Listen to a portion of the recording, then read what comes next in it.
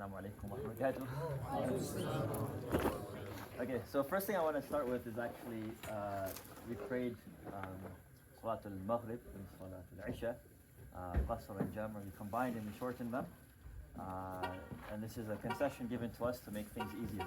However, I don't know if it was necessarily easy because a lot of people were probably trying to swat away the mosquitoes and probably thinking my recitation was too long.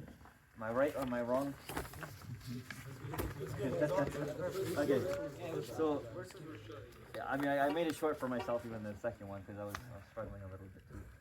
But as I mentioned before, that spot that you prayed on, يومئذ تحدث أخبارها, the reason I chose that ayah when I recited Surah Al-Zalzala, because that spot that you prayed on, remember that on the Day of Judgment it's going to speak for you that you prayed in, what is this place called?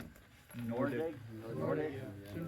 So that's one point. Speak for you. Another point, however, is there was a companion, and maybe you can learn something from his story. His name was Abbād ibn Bishr. His name was Abbād ibn Bishr. And on one of the expeditions, the Prophet ﷺ, when they were trying to defend, it was in one of the battles that was taking place. And him and another one of the companions by the name of Ammar ibn Yasir, they were appointed as guards. And they were meant to stand guard at night. Does anyone know anything about Ammar ibn Yasir? Yeah, go ahead. He watched his father become a shaheed. What was his father? Yasir, right? And he watched what become a shaheed? What was his mother's name? Very good. And what was his brother? His brother also became a shaheed. And the Prophet ﷺ said, Sabran ala Yasir fa inna maw'idukum al-Jannah. Be patient, O family of Yasir, because your place is going to be Jannah. Okay, now going back to the story. Abbād ibn Bishr, what happened is that the two of them would take turns at night, standing guard to make sure no one would attack. And to pass the time, Abbād, he was reciting the Quran, he was reciting Surah Al-Kahf, which is a very long surah. And while he was doing so, he got shot with an arrow. So, I mean, we're practicing archery earlier. So, the Sahaba, obviously, archery is from the Sunnah of the Prophet ﷺ, and there's a lot of virtues attached to it. Even while we're walking, collecting the arrows, while you were doing that, you were getting reward for people that joined us. So he was shot by an arrow. He continued his recitation. And he was shot by a second arrow. He continued his recitation, taking the arrow out. He was shot by a third arrow. He continued his recitation and he took it out.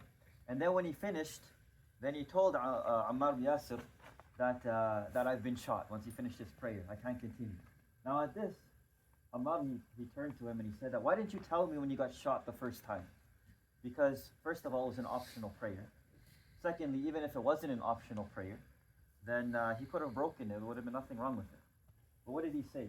He said that in that moment, I didn't want to cut off the recitation. And death would have been more dear to me than cutting the recitation of Surah Al-Kahf. So we were being bothered by mosquitoes. But the love that the Sahaba had for the Quran and continuing the recitation and enjoying the recitation and making it as long as possible, they were willing to be shot by arrows by that. So just think about this fact. I thought it was interesting because we were all struggling out here.